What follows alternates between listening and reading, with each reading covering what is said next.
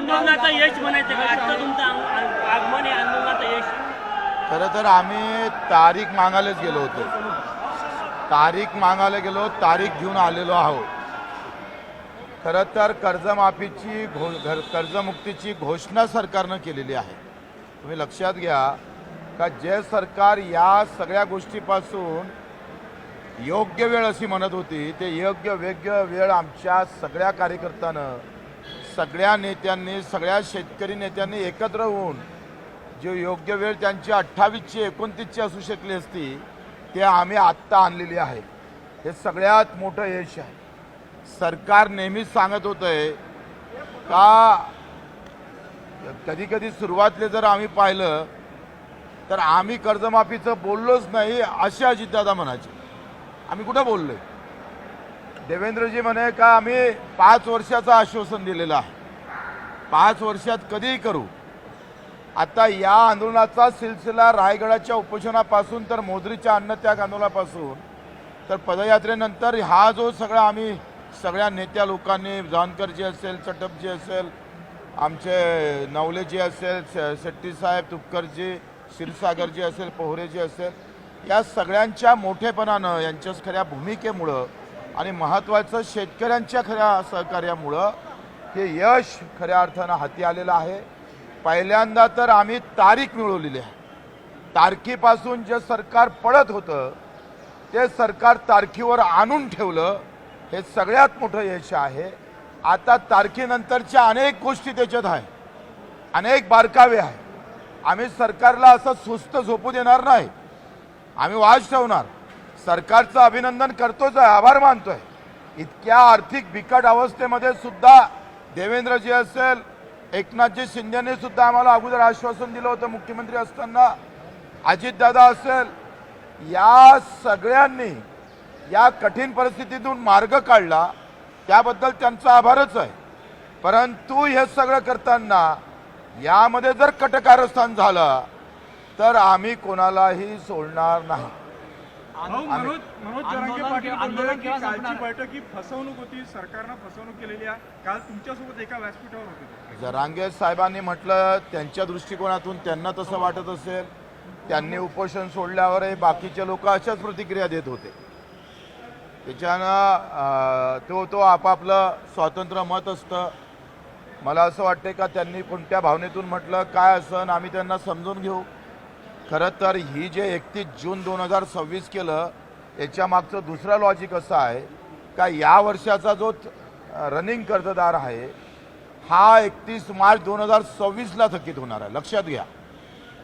जर आता घोषणा केली असती तर 24-25 वाला आला असता.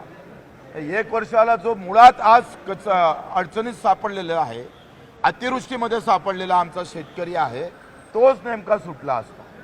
याचे अनेक फायदे आहेत. आता ते समजणाऱ्याला समजून घ्यावं. ज्याला आम्ही पाहतो शेंगदाण्याची चव माहीत नाही, तो जर काजूची सांगत असेल तर त्याला काय करणार आहे. या सगळ्या गोष्टीमध्ये आपण समजून घेतलं पाहिजे.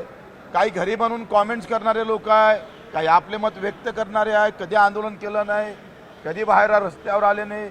आम्ही एवढी मेहनत घेतली, लागण तेवढे गुन्हे दाखल घेतले, रात्रीचा दिवस केला, रक्ताचं पाणी, रक्ताच्या उलट्या आमच्या मुखाद्वारे झाल्या. एवढे सगळे कष्ट केल्यावर काही लोक काही आरोप करतात, त्याला आम्ही काही करायचं नाही आहे. आमचं मन पवित्र आहे. शेतकऱ्याप्रती जी काही भावना आहे त्या तेवढ्याच तिखट. जर दगाफटका झाला तर बच्चू कडू फासावर जाने तैयार है. हम झुकने वाले नहीं, हम मर जाएंगे लेकिन झुकने वाले नहीं है. बच्चू, काल तुमची बैठक सुरू असताना नागपूरमध्ये तुमच्या सहित तुमच्या कार्यकर्त्यांवर 2000 कार्यकर्त्यांवर गुन्हे दाखल केले आहेत. मला वाटते गुन्हे दाखल केले तर अटक करावं ना त्यांनी. आम्ही तयार आहोत. हे आंदोलन केल्यानंतर गुन्हे दाखल होणार, त्या पद्धतीचं समोर येणार, तेवढा रोष व्यक्त करणार. सरकार जेवढं नमवायचं आहे तेवढं नमवायचा प्रयत्न करेल. एका इकडे मॅनेज झाल्याच्या बातम्या होतोय, दुसऱ्या इकडे आम्हाला गुन्हे दाखल होतोय. हे कुठला प्रकार आहे? लक्षात घ्या.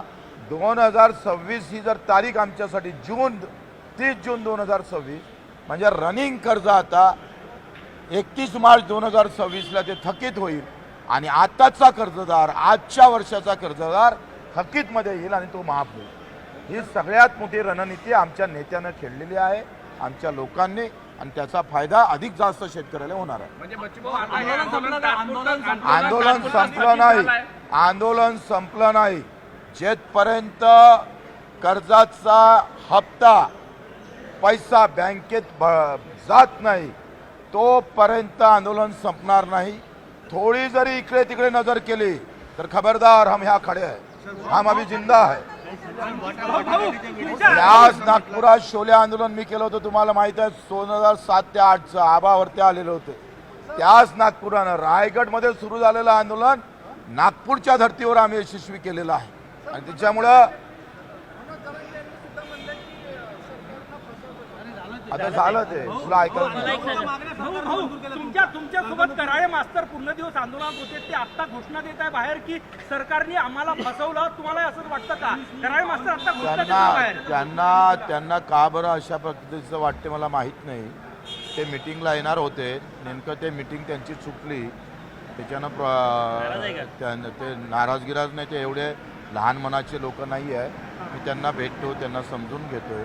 आता वामनराव चटपांचं आयुष्य शेतकरीमध्ये गेलं, जानकरांचं गेलं, तुमचे नवले साहेबाचं गेलं, राजू शेट्टीचं गेलं. म्हणजे एक मला समजत नाही, दुर्दैवी गोष्ट आहे. मी दिव्यांगाचं आंदोलन केलं तेव्हा अशा कुठल्याही आरोप गिरोप कुठल्याही होत नव्हते. फार प्रामाणिकतेने लोक आंदोलनकर्त्यावरच, म्हणजे लढणारा असतं का नाही, अरे तुझ्या छातीत गोळी नाही लागली रे, ते छातीत लागायला पाहिजे होती, पायात का लागली. हे असे काही लोक इतके विचित्र बुद्धीचे पैदा झालेले आहे मला माहीत नाही. म्हणजे लढणाऱ्याच्या छातीत गोळी लागली तर त्याला बरं वाटतं, वा वा वा, अब लढाई असेल. आंदोलन अजून डाटा एंट्री ऑपरेटरचा विषय आहे, ग्रामपंचायत कर्मचाऱ्याचा आहे, दिव्यांगांचा आता परवा एक GR निघणार आहे अंगणवाडी सेविकेच्या संदर्भात. दुसरा आमच्या मेंढपाळाचा विषय आहे. मच्छीमाराचा नाही झाला आहे, मच्छीमाराची चर्चा व्हायची आहे, मेंढपाळांची चर्चा झाली. आणि या सगळ्या विषयावर आता पुन्हा एक बैठक होणार आहे बाकीच्या विषयावर. ते पण बैठक या हप्त्यामध्ये होणार. कामगार नाही, शेतमजुरांचा विषय असं एकंदरीत आहे. मला वाटतं आपण मीडियाने खूप आम्हाला साथ दिली. आपण मानावं तेवढे आपले आभार कमीच आहे. सगळ्या मीडियाचं मी आभारही मानतो, आपल्याला धन्यवाद देतोय. आंदोलन काळामध्ये सर्वसामान्य नागरिकांना जो त्रास झाला त्याबद्दल तुम्ही त्यांची दिलगिरी व्यक्त करता. त्यांची माफी मागतोय. खरं तर सरकारनं पुढाकार घ्यायला पाहिजे होता, आंदोलन करायची वेळच येऊ द्यायला नाही पाहिजे होती. ही सरकारनं जबाबदारी हात वरते केली म्हणून ही अवस्था आली.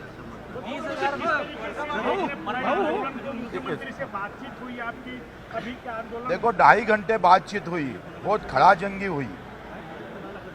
तारीख देने को सरकार तैयार नहीं थे और तारीख नहीं मिलती तो हम बिल्कुल तैयार थे. हम पूरे ताकत से लड़ने को तैयार थे. तारीख मिल गई है. जो सरकार पहले हमने कर्ज माफी का बोला ही नहीं, ये बोलने वाली सरकार को तारीख खींच के लाया हमने और ताकत से लाया. कर्ज माफी की घोषणा की है सरकार ने, ये सबसे बड़ी उपलब्धि है. अगर ना आंदोलन ना होता तो क्या ये नहीं होता.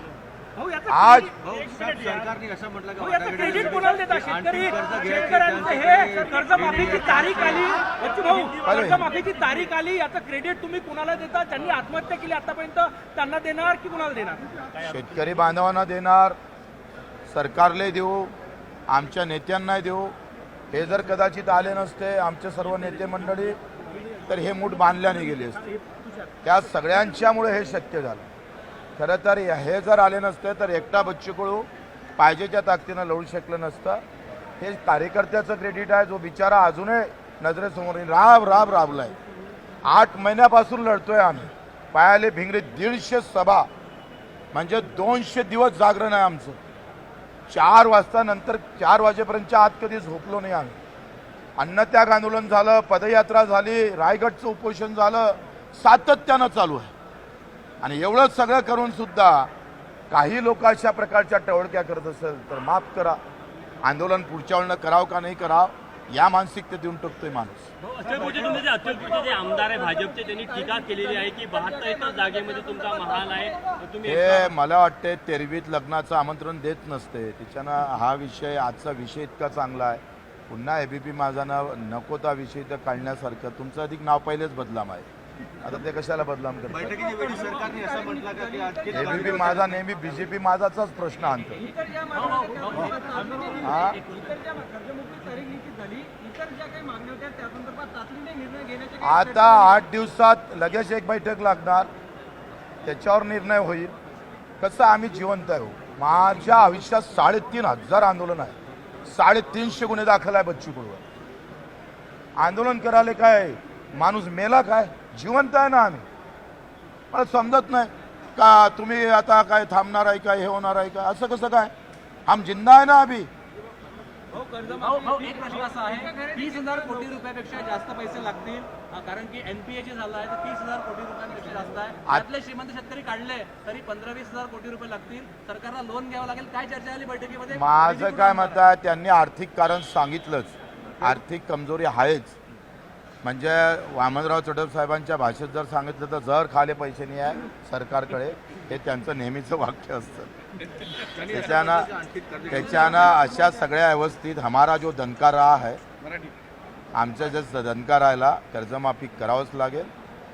जर 30 जून 2026च्या आज जर कर्जमुक्ती जर झाली नाही, सरकारला सड़ो की पड़ो केल्याशिवाय राहणार नाही. ज्या ज्या खडी रहेंगे सरकार वाह धुएंगे हम उसको. पैसे कुठून आणणार सरकार? ते आणा, ते काही करा, तुम्ही डाका मारा, काही करा. सरकारने असं म्हटलं की सध्याची परिस्थिती आणखी कर्ज घेऊ शकत नाही, त्यांची लिमिट संपली आहे. तुम्ही त्याचा विचार करू नका. तुम्ही सरकारच्या वतीनं बोलल्यासारखे बोलताय.